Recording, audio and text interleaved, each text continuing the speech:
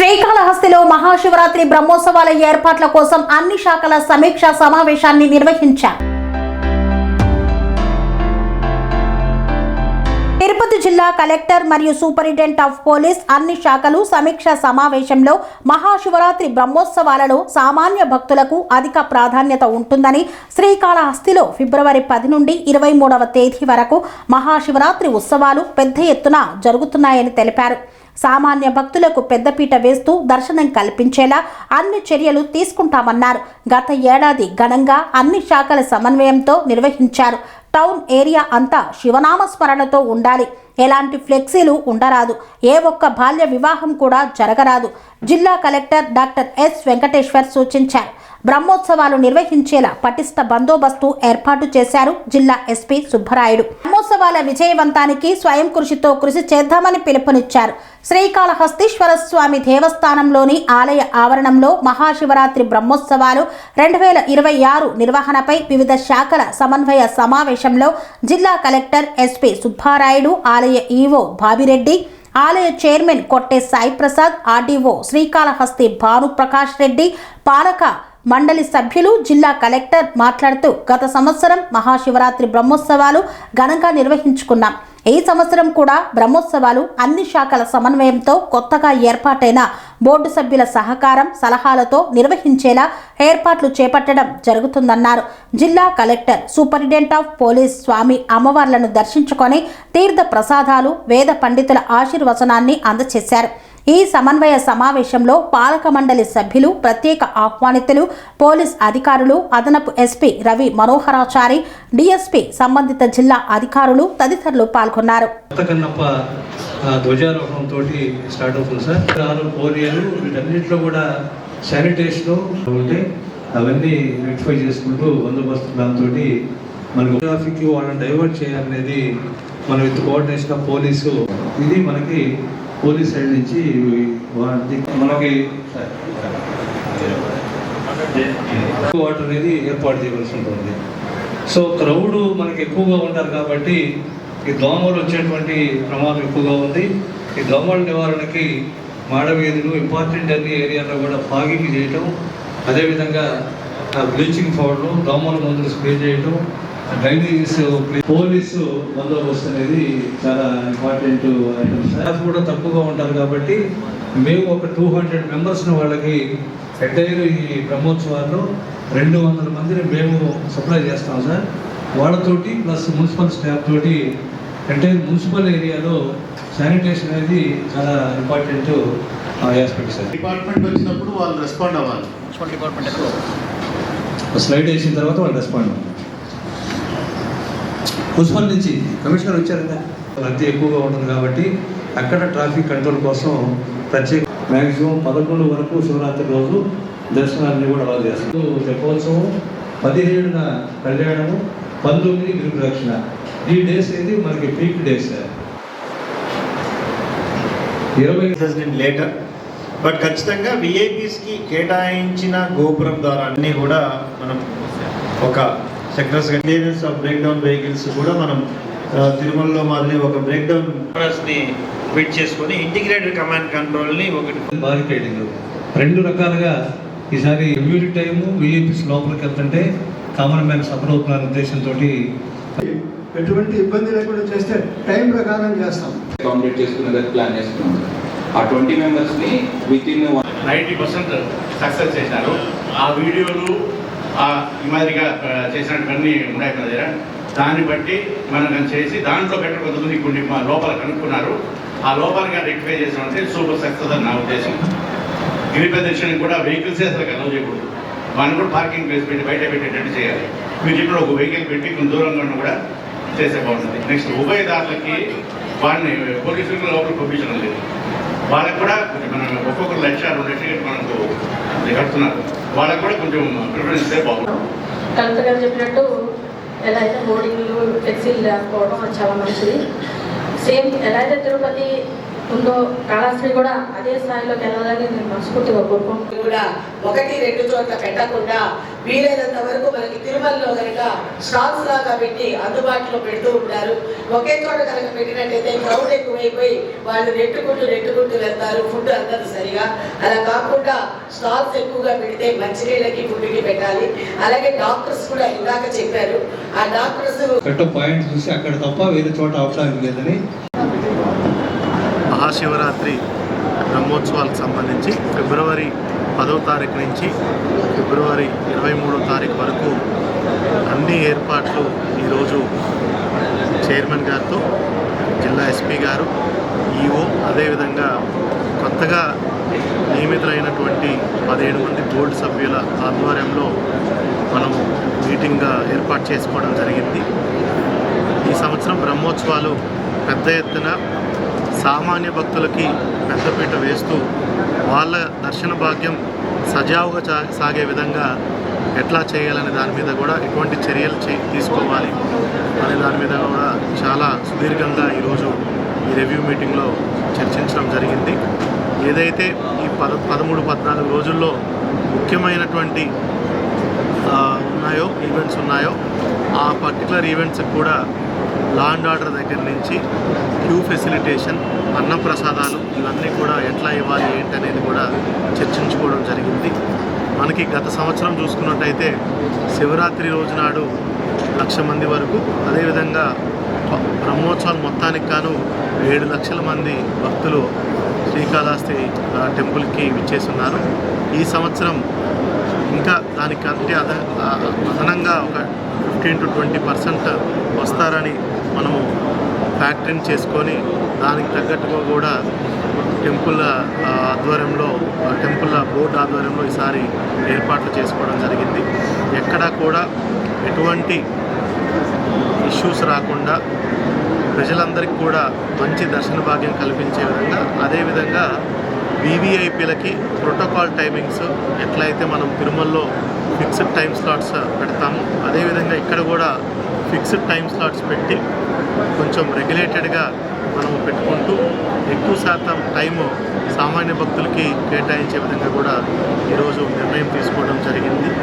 Sanitation దగ్గర నుంచి మనము మొత్తం టెంపుల్ అండ్ సిటీ పరిసరాల్లో కూడా పార్కింగ్ స్పేసెస్ ఏర్పాటు చేసుకోవడం, ఫెసిలిటేషన్ సెంటర్లు ఏర్పాటు చేసుకోవడం, ఇన్ఫర్మేషన్ సెంటర్ ఏర్పాటు చేసుకోవడం, ఇంటిగ్రేటెడ్ కమాండ్ కంట్రోల్ రూమ్ కూడా పోలీస్ డిపార్ట్మెంట్ వారు, టెంపుల్ వారు కలిపి రన్ చేయటం, అదేవిధంగా ఎక్కడైతే అక్కడ డ్రోన్ రిక్వైర్మెంట్ ఉంటే అక్కడ టెక్నాలజీని ఇంటిగ్రేట్ చేస్తూ సీసీటీవీని ఫుల్గా ఇంటిగ్రేటెడ్ కమాండ్ కంట్రోల్ సెంటర్కి ఇంటిగ్రేట్ చేస్తూ ఇక్కడ ఎటువంటి అవాంఛనీయ సంఘటనలు జరగకుండా పటిష్టమైనటువంటి చర్యలు తీసుకుంటున్నాం. అదేవిధంగా సోషల్ మీడియాలో వస్తున్నటువంటి వదంతుల్ని ఎవరు కూడా నమ్మకుండా టెంపుల్ నుంచి జిల్లా యంత్రాంగం నుంచి వచ్చే అప్డేట్స్ని మాత్రమే ఫాలో అవ్వాల్సిందిగా కూడా కోరుతున్నాము.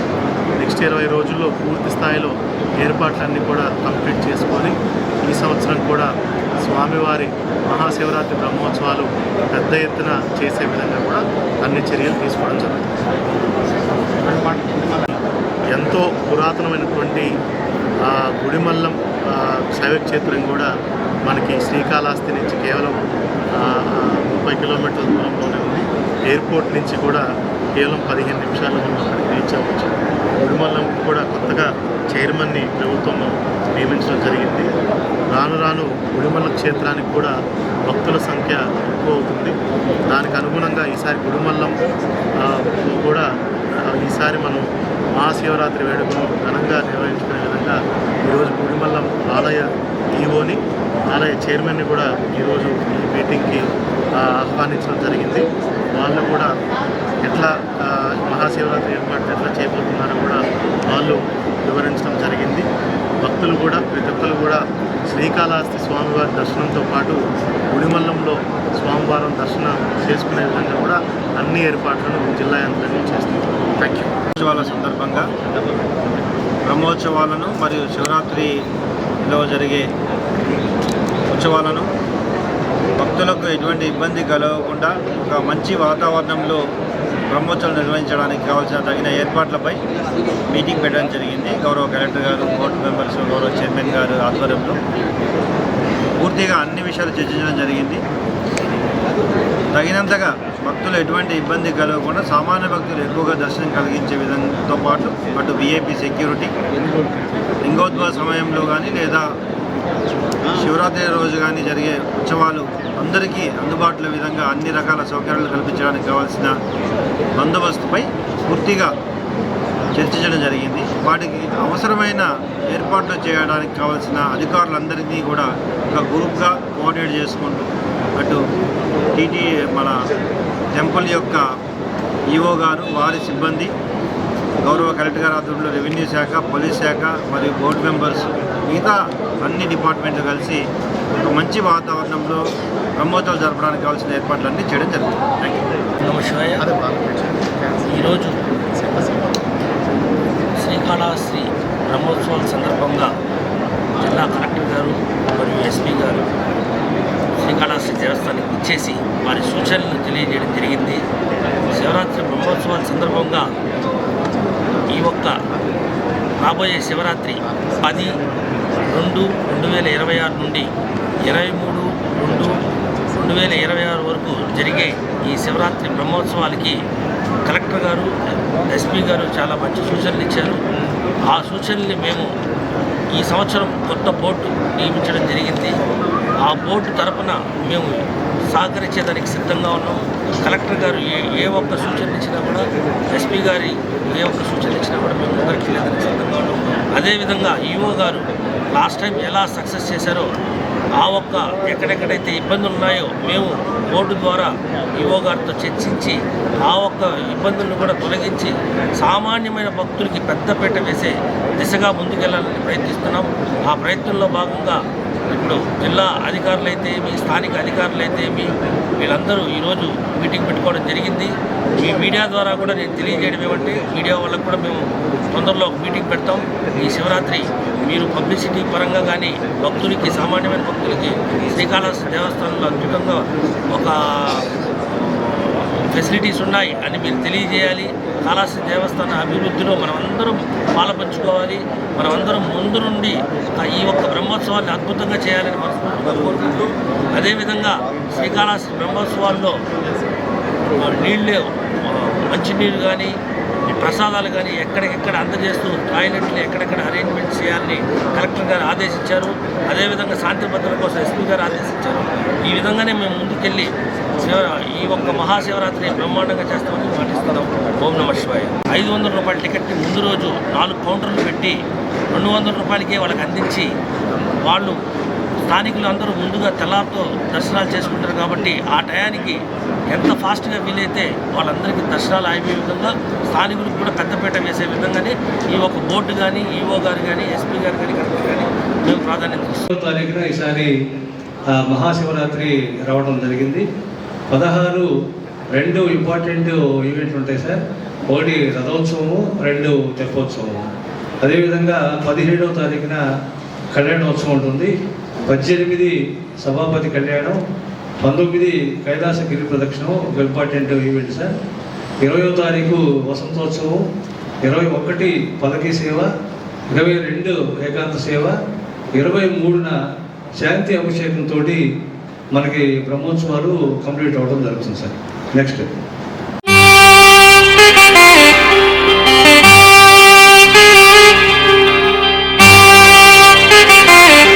శ్రీ సమ్మక్క సారక్క జ్యోతిష్యాలయం. శ్రీ సమ్మక్క సారక్క దేవతల ఆరాధనతో మంత్రసిద్ధి, వాక్సిద్ధి పొందిన కోయ గురువు పి లక్ష్మణ్ రాజ్ గురూజీ. ఈ సృష్టిలో దైవశక్తి ఉన్నది ఎంత నిజమో, దుష్టశక్తి ఉన్నది అన్నది కూడా అంతే వాస్తవం. మనకు తెలియకుండానే మన చుట్టూ దుష్టశక్తులు తిరుగుతుంటాయి. మనమంటే గిట్టని వారు, మన ఎదుగుదల నచ్చని వారు మనపై ఎన్నో ప్రయోగాలు చేస్తుంటారు. ఈ ప్రయోగాల వల్ల మనశ్శాంతి కరువవుతుంది, లక్ష్మీ కటాక్షం దూరమవుతుంది, ఎదుగుదల ఆగిపోతుంది, ఆస్తులు చేజారుతుంటాయి, కుటుంబ కలహాలు చోటు చేసుకుంటాయి, రోడ్డు ప్రమాదాలు జరుగుతుంటాయి, ఆరోగ్య సమస్యలు రావడం, పెళ్లి సంబంధాలు కుదరకపోవడం, వివాహ బంధంలో బీటలు భారడం వంటి అనేక ఇబ్బందులకు గురవుతుంటారు. దుష్ట శక్తుల ప్రభావం నుండి బయటపడడానికి, ఉద్యోగాన్ని పొందడానికి, ఉద్యోగ ఉన్నతికి, వ్యాపార అభివృద్ధికి, కోర్టు సమస్యల పరిష్కారానికి, రాజకీయ ఎదుగుదలకు, వ్యవసాయంలో మేటి దిగుబడి కోసం, పిల్లల భవిష్యత్తు ఉజ్వలంగా ఉండేందుకు ఒక్కసారి మీరు శ్రీ సమ్మక్క సారక్క జ్యోతిష్య ఆలయాన్ని సందర్శించండి. లక్ష్మణ్ రాజు గురూజీని కలవండి. మీ జీవితంలో ఉన్న సమస్త సమస్యలకు పరిష్కారం దొరుకుతుంది. నరదోష, నాగదోషం, బాలగ్రహ దోషాలు, లక్ష్మీ కటాక్షం కోసం, ఆర్థిక అభివృద్ధి కోసం, కనుదిష్టి ప్రభావం, చెడు ప్రయోగాల నివారణ కోసం శక్తి పూజలు చేసి శాశ్వత పరిష్కారం చూపుతూ యంత్రాలు ఇవ్వబడును. అంతేకాక సంతాన ప్రాప్తి కొరకు, సర్వరోగ నివారణ కొరకు వన మూలికలతో మూలికా వైద్యం చేయబడును. సమస్య ఏదైనా పరిష్కారం మా వద్ద లభించును. నమ్మకంతో రండి, ఆయురారోగ్యాలతో వర్ధిల్లండి. మా అడ్రస్ శ్రీ సమ్మక్క సారక్క జ్యోతిష్యాలయం, కోంపల్లి కమాన్ వద్ద, కోంపల్లి, మేడ్చల్, మల్కాజ్గిరి జిల్లా. సంప్రదించవలసిన ఫోన్ నంబర్ 6369684174.